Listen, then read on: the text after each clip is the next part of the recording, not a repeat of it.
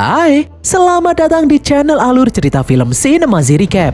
Seperti biasa, komentar terpilih dari video Mimin sebelumnya kali ini ditulis oleh @youtuber Skinny Talk. Dia menulis, ubur-ubur ikan lele, sama-sama binatang air tuh Min. Wah, makasih infonya ya guys. Terus kalau kecebong itu masuknya binatang apa ya? Alur cerita film yang akan Mimin bawakan kali ini berjudul Captain America Brave New World yang rilis pada tahun 2025 ini. Film ini bercerita mengenai tugas pertama Sam Wilson menjadi Kapten Amerika yang langsung disuruh untuk menghentikan Perang Dunia. Film ini dibintangi oleh Anthony Mackie, Harrison Ford, dan Danny Ramirez. Langsung saja kita masuk ke dalam alur cerita film Captain America Brave New World. Semoga.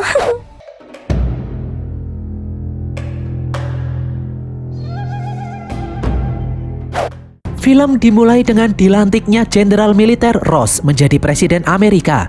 Hal ini mengakibatkan pro dan kontra di kalangan masyarakat. Karena dahulu, Ross adalah jenderal perang yang terlibat atas penelitian serum super soldier hingga terciptanya Hulk dan Abomination. Hal ini juga mengakibatkan hubungan Ross dengan putrinya, Betty, yang dahulu merupakan mantan kekasih Bruce Banner menjadi renggang hingga saat ini. Namun Ross menjawab kritikan itu dengan memenjarakan seorang peneliti yang bertanggung jawab atas insiden Hulk dan Abomination. 5 bulan kemudian, Sam yang kini menjadi Kapten Amerika ditugaskan untuk menghentikan perdagangan senjata rahasia berbahaya yang dilakukan oleh kelompok teroris yang bernama Serpent. Sam dibantu oleh asistennya yang bernama Torres yang mengamati dari pesawat. Dengan sayap dan tameng vibranium yang sangat kuat, Sam menghajar pasukan Serpent yang ada di luar gedung gereja.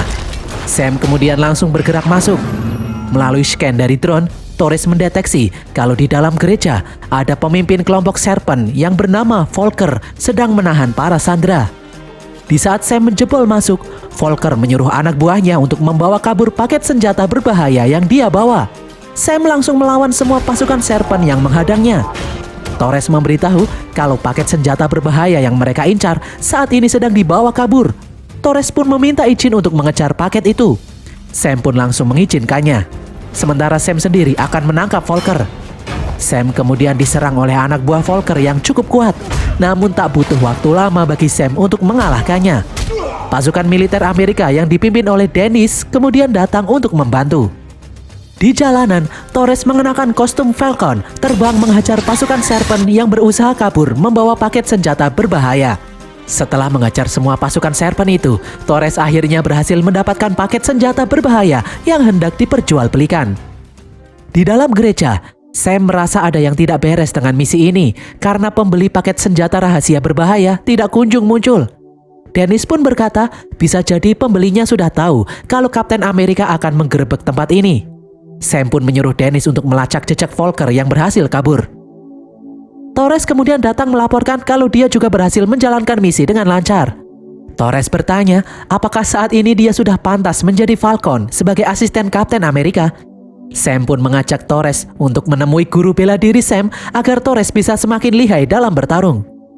Keesokan harinya, Sam mengajak Torres menemui gurunya yang bernama Bradley. Bradley sendiri adalah salah satu prajurit yang menjadi korban eksperimen mendapatkan serum super soldier. Dia sempat menyandang gelar Kapten Amerika sebelum Steve Rogers. Bradley melatih Sam menjadi sangat kuat meskipun Sam sendiri tidak pernah mendapat suntikan serum super soldier. Di tengah-tengah latihan, handphone milik Sam berbunyi. Itu adalah panggilan dari presiden yang ingin agar Sam dan Torres datang ke pertemuan di Gedung Putih. Mendengar Sam mendapat panggilan dari presiden, Bradley terlihat kesal. Bradley kesal karena sekarang Sam tunduk pada Presiden Ross yang dahulu saat menjadi jenderal pernah memenjarakan dirinya selama 30 tahun. Ross jugalah yang dahulu membuat perjanjian Sokovia yang memecah belah Avenger membuat Sam, Steve Rogers, dan Black Widow menjadi buronan.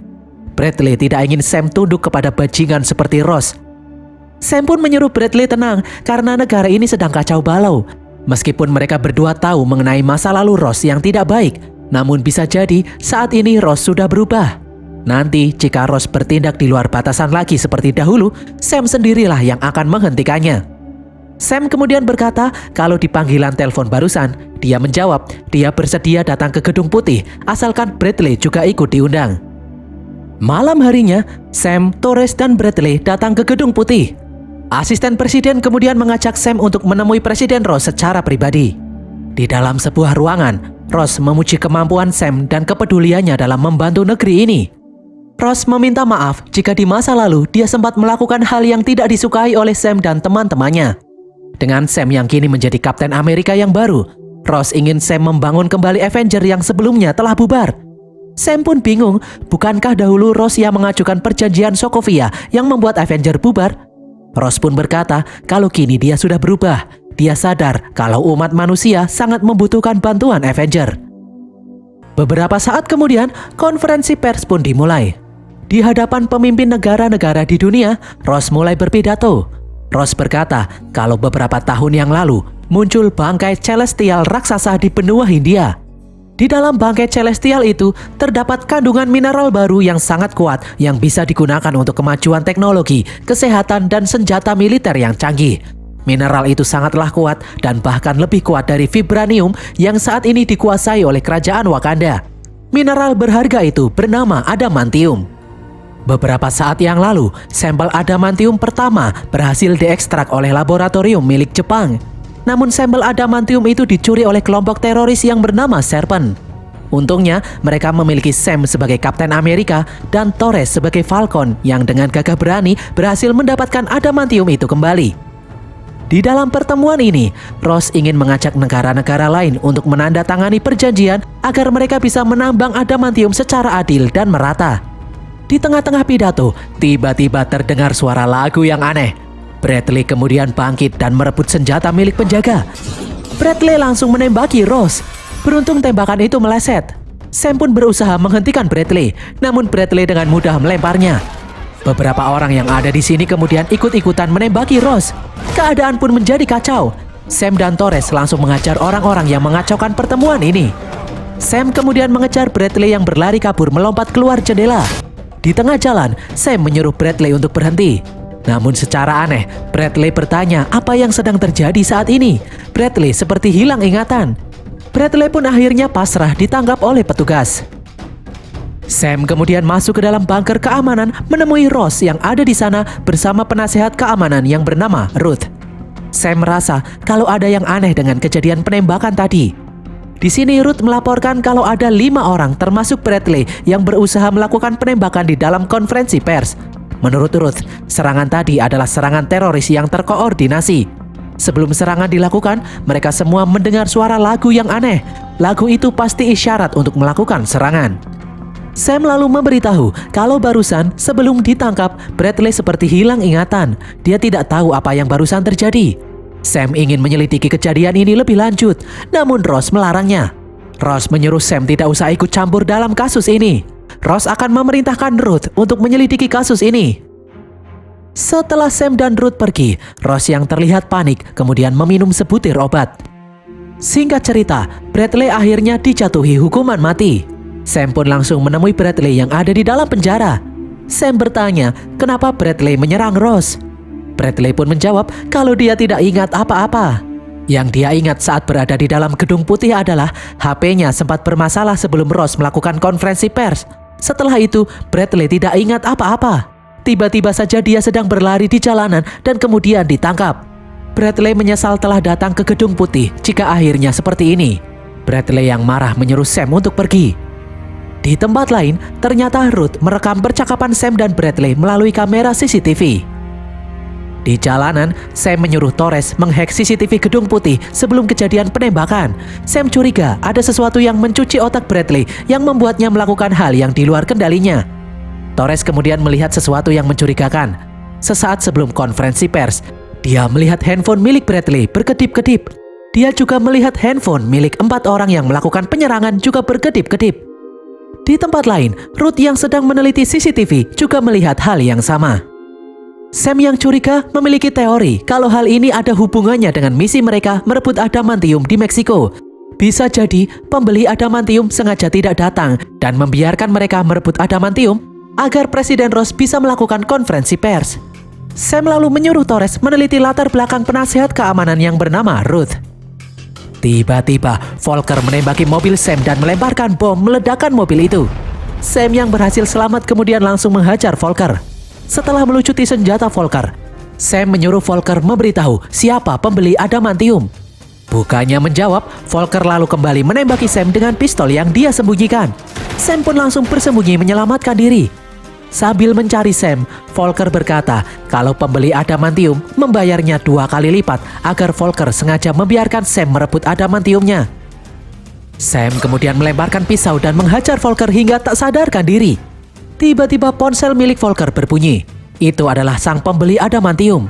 Secara aneh, orang itu seperti sudah tahu kalau Sam pasti akan mengalahkan Volker.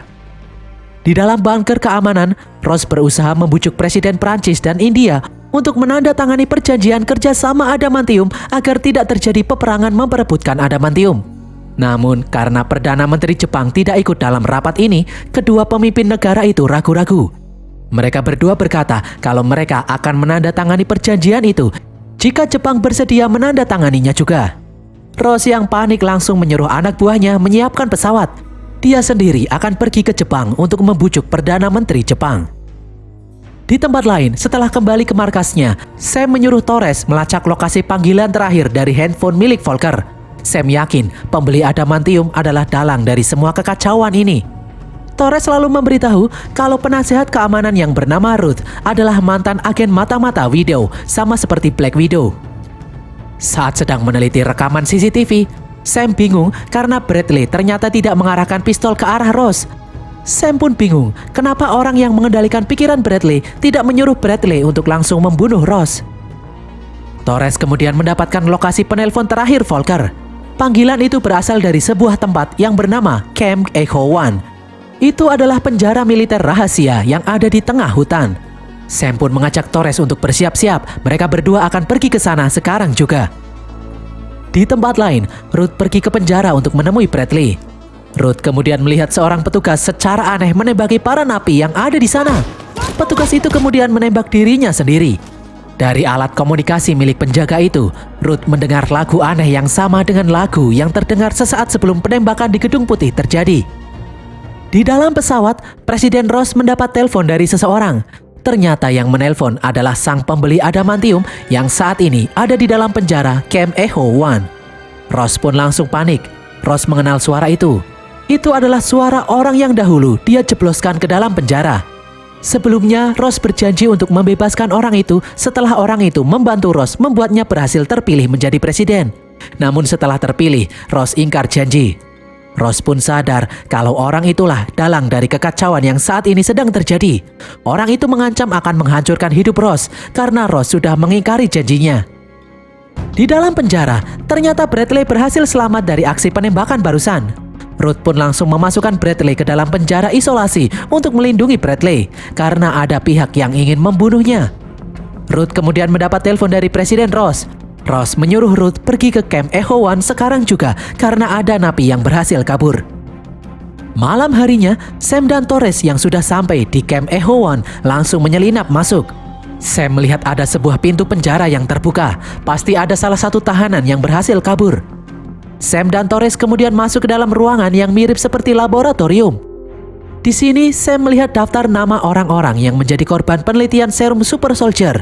Bradley adalah salah satu di antaranya. Sam juga melihat ada berkas rekaman kesehatan milik Presiden Ross. Di sana ada resep obat yang harus diminum Ross. Sam pun mengambil sampel obat yang ada di sana. Di Jepang, Ross mencoba membujuk Perdana Menteri Jepang untuk menandatangani perjanjian kerjasama adamantium. Namun Perdana Menteri Jepang menolak dengan tegas. Dia malah menuduh Ross sedang mempermainkan mereka. Karena intelijen Jepang menemukan bukti kalau CIA adalah dalang di balik pencurian sampel adamantium milik Jepang. Amerika pasti ingin menguasai adamantium untuk mereka sendiri. Mendengar hal ini, Ross pun marah. Jika pihak Amerika yang melakukannya, dia tidak mungkin mengirim Kapten Amerika untuk merebut kembali adamantium. Namun Perdana Menteri Jepang tetap tidak peduli. Dia menolak menandatangani perjanjian kerjasama mengenai adamantium. Di dalam Camp Echo One, Torres menemukan file penelitian yang bisa mengendalikan pikiran manusia hanya dengan kilatan cahaya handphone. Dan di dalam catatan itu, lagu aneh yang sebelumnya terdengar sebelum aksi penembakan di Gedung Putih adalah pemicu yang membuat tubuh orang-orang yang terpengaruh tiba-tiba bisa bergerak sendiri. Sam kemudian melihat rekaman seorang peneliti yang bernama Dr. Stearns. Tiba-tiba dari belakang muncul sosok asing yang memanggil nama Sam. Orang itu adalah Dr. Stearns. Sam pun sadar kalau Stearns adalah dalang dari pencurian adamantium dan penembakan di Gedung Putih. Sam bertanya kenapa Stearns melakukan semua ini. Stearns kemudian menampakkan wujud aslinya.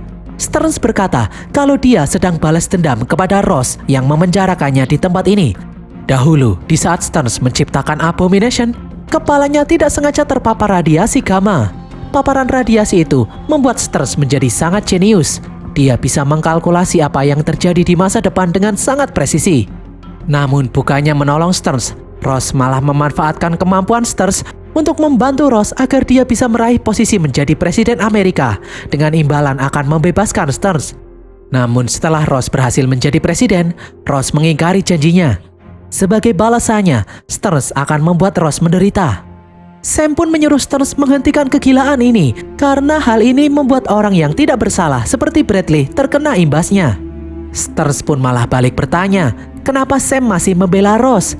Padahal Ross jelas-jelas sudah tahu kalau Bradley tidak bersalah. Kenapa Ross masih menghukumnya? Di saat Sam akan menyerang Stearns, Stearns menyalakan alat ultrasonik membuat Sam tidak berdaya.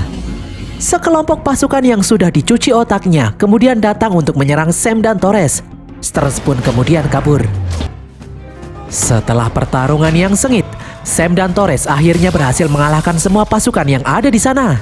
Saat mereka berdua keluar, sekelompok pasukan lain kemudian datang menghadang.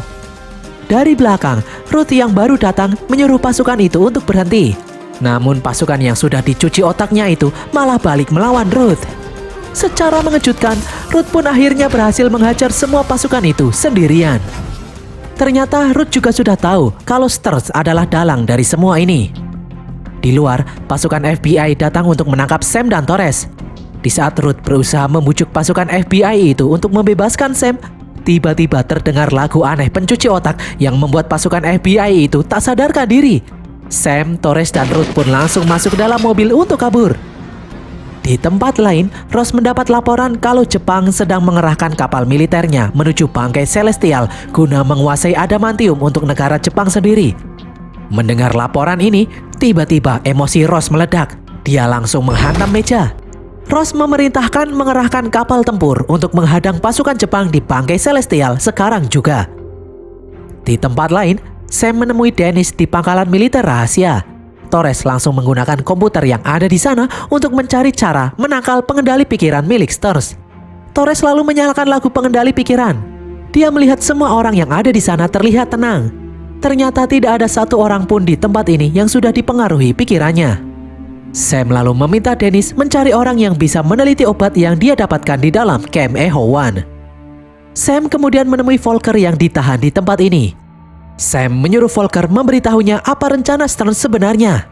Volker pun bersedia memberitahu, namun dengan satu syarat, hukuman yang dia terima harus diringankan. Sam pun langsung setuju. Volker kemudian memberitahu kalau Stearns sengaja menyuruhnya mencuri adamantium dari pihak Jepang. Stearns membayarnya menggunakan dana dari CIA. Hal itu akan membuat Jepang curiga dan menolak perjanjian kerjasama dengan Amerika untuk mengelola adamantium. Dengan kata lain, Stearns sedang mengadu domba Jepang dan Amerika untuk kembali berperang memperebutkan adamantium. Sam pun langsung mengajak yang lain menemui Presiden Ross untuk memberitahunya mengenai rencana Stearns ini. Dennis kemudian berkata kalau saat ini Presiden Ross sedang memimpin pasukan di atas kapal perang bersiap-siap berperang melawan pasukan Jepang di bangkai Celestial. Singkat cerita, Sam dan Torres langsung terbang menuju bangkai Celestial yang ada di Samudra Hindia. Ruth juga sampai di tempat ini menggunakan helikopter. Sesampainya di atas kapal, Sam langsung menemui Ross yang ada di ruang kontrol. Sam mengajak Ross berbicara empat mata. Sam lalu memberitahu Ross kalau Stearns sengaja mencuri adamantium menggunakan dana dari CIA. Stearns jugalah yang menjadi dalang dalam kekacauan di Gedung Putih. Stearns sengaja mengadu domba agar Amerika berperang melawan Jepang. Mendengar hal ini, Ross pun tidak percaya bagaimana bisa Stearns yang ada di dalam penjara menjadi dalang dari semua ini. Sam kemudian menjelaskan, di saat dia menggerebek Camp Echo One, Sam menemukan kalau Stearns memiliki teknologi yang bisa mengendalikan pikiran manusia. Sam kemudian bertanya, kenapa di dalam Camp Echo One, Sam menemukan semua data medis milik Ross. Sam juga melihat catatan kalau Ross sering mengunjungi Camp Echo One. Sam curiga kalau Ross sudah tahu semua ini sejak awal. Ross pun langsung mengelak, dia tidak mau menjawab. Setelah Sam terus menanyakannya, Ross pun akhirnya berkata jujur kalau dia sedang sekarat. Dia mengidap penyakit jantung yang fatal. Ross meminta bantuan Stearns untuk membuat obat yang bisa membantunya bertahan hidup. Sebagai balasannya, Ross berjanji akan membebaskan Stearns. Namun Ross sadar kalau dia tidak mungkin bisa membebaskan Stearns karena harus ada yang dikorbankan untuk bertanggung jawab atas peristiwa amukan Hulk dan Abomination. Ross ingin putrinya tahu kalau ayahnya ini bukan orang yang jahat. Ross tidak menyangka kalau apa yang dia lakukan ini membuat Stearns bertindak sejauh ini. Seorang petugas kemudian melaporkan kalau 2 pesawat Amerika baru saja menembakkan misil ke armada Jepang. Semua orang pun panik. Mereka tidak bisa menghubungi kedua pilot tempur yang menyerang armada Jepang. Sam dan Torres pun sadar kalau kedua pilot itu pasti pikirannya sudah dikendalikan oleh Stearns. Sam dan Torres meminta izin untuk menghentikan kedua pesawat itu. Sam dan Torres langsung terbang mengejar kedua pesawat itu. Di sisi lain, 2 pesawat Jepang lalu menembakkan misil balasan. Beruntung, Sam dan Torres berhasil menjauhkannya. Sam lalu berhasil memotong sayap salah satu pesawat Amerika yang membelot dan melemparkan kursi pelontar pilot itu. Sam kemudian mengejar pesawat Amerika yang satunya. Pesawat itu lalu menembakkan 2 misil. Di saat Torres akan menghentikan misil itu, dia terkena ledakan hingga jatuh. Sam lalu menyuruh tim penyelamat untuk menyelamatkan Torres. Sementara dia sendiri melemparkan kursi pelontar pilot yang telah dicuci otaknya. Sam kemudian mengendalikan pesawat yang meluncur bebas agar tidak menabrak kapal. Pihak Jepang pun akhirnya menghentikan serangan setelah tahu kalau serangan ini hanyalah kesalahpahaman saja. Perang pun akhirnya batal terjadi. Singkat cerita, Torres yang kritis kemudian dirawat di rumah sakit. Bucky lalu menemui Sam yang sedang menjenguk Torres. Sam mengeluh kepada Bucky kalau dia tidak pantas menjadi Kapten Amerika karena dulu Steve bisa mengalahkan serangan alien, sedangkan Sam sendiri kewalahan menghadapi manusia yang menjadi psikopat. Sam merasa gagal karena sahabatnya ada yang dipenjara dan satunya lagi sekarat. Sam jadi kepikiran untuk mendapatkan serum Super Soldier agar dia bisa melindungi semua orang. Bucky pun berkata kalau serum Super Soldier bukanlah jawaban. Bahkan Steve sendiri yang mendapat kekuatan serum Super Soldier tidak bisa melindungi semua orang yang dia sayangi. Steve sengaja meminta Sam menggantikan dirinya menjadi Kapten Amerika bukan karena Sam yang paling kuat, namun karena Sam memiliki hati nurani. Di balik keterbatasannya, Sam tetap berjuang dan tidak pernah menyerah. Bucky kemudian pamit karena ada urusan yang harus dia selesaikan. Di dalam Gedung Putih, Presiden Ross melakukan konferensi pers terhadap kejadian yang sebelumnya terjadi. Sementara itu, di tempat lain, Stearns menemui Sam yang sedang sendirian. Stearns sengaja datang untuk menyerahkan diri. Sam berkata kalau dia sadar tujuan utama Stearns bukanlah untuk menciptakan perang antara Amerika dan Jepang. Namun Stearns hanya ingin membuat citra Ross buruk di mata masyarakat. Stearns pun mengakuinya, namun bukan hanya itu tujuan utamanya. Ross sudah membuatnya berubah menjadi monster. Stearns pun membalasnya dengan merubah Ross menjadi monster melalui obat yang dia berikan yang berisi radiasi gamma yang akan merubah Ross menjadi monster. Sam pun terkejut mendengar hal ini. Pasukan militer kemudian datang menahan Stearns. Stearns berkata kalau Sam tidak akan bisa mengalahkan Ross. Di Gedung Putih, para wartawan mendapat kabar kalau Stearns sudah menyerahkan diri dan membeberkan fakta kalau dia pernah bekerja untuk Ross. Dari speaker, tiba-tiba terdengar rekaman suara Stearns yang membeberkan kalau Ross telah mengkhianatinya. Karena situasi semakin kacau, semua petugas pun mengajak Ross untuk masuk. Namun Ross menolak, dia bersikeras ingin memberikan klarifikasi. Hal ini membuat Ross marah. Tiba-tiba terjadi hal yang aneh dengan tubuh Ross. Ross berubah menjadi Red Hulk. Ross yang kini kehilangan kesadaran langsung mengamuk. Para petugas pun berusaha menembakinya, namun sia-sia. Ross masih terus mengamuk. Sam kemudian datang. Sam berusaha menghentikan Ross, namun Ross yang sangat kuat masih terus mengamuk menghancurkan Gedung Putih.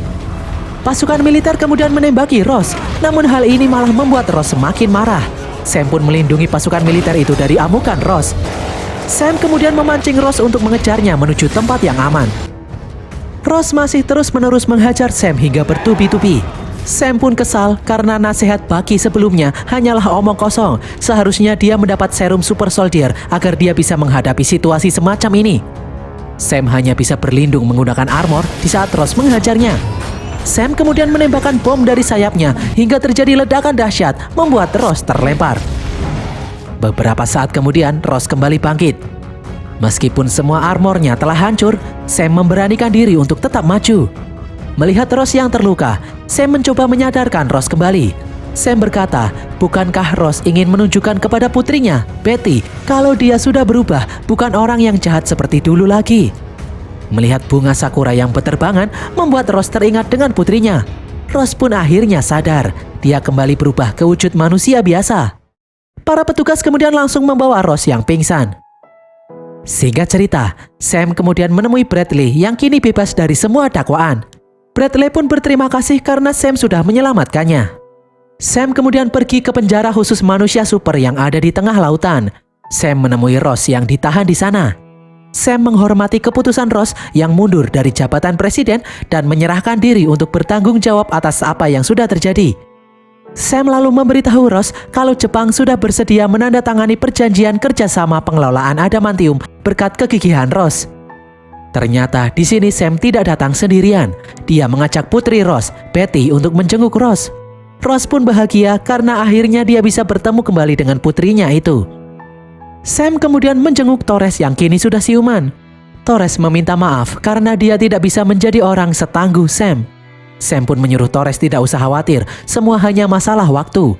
Suatu hari nanti, Torres pasti akan bisa menjadi Falcon yang tangguh. Sam menyuruh Torres bersiap-siap karena mereka berdua akan membentuk ulang tim Avenger. Sam kemudian menemui Stearns di dalam penjara. Stearns pun berkata, jika Sam merasa senang karena telah menyelamatkan dunia, Stearns menyuruh Sam untuk berhati-hati karena berdasarkan perhitungan yang dilakukan Stearns setelah melihat peristiwa keretakan multiverse yang terjadi akhir-akhir ini, Stearns merasakan akan ada serangan besar-besaran dari dunia lain yang akan datang mengancam bumi ini. Dan berakhirlah alur cerita film Captain America Brave New World ini guys. Semoga kalian terhibur. Pesan yang kita dapatkan dari film ini adalah jangan kebanyakan main HP jika tidak ingin otaknya dikendalikan oleh admin judi online. Tulis kritik dan saran kalian di kolom komentar. Jangan lupa subscribe dan follow media sosial kami. Sampai jumpa di konten Mimin berikutnya. Bye.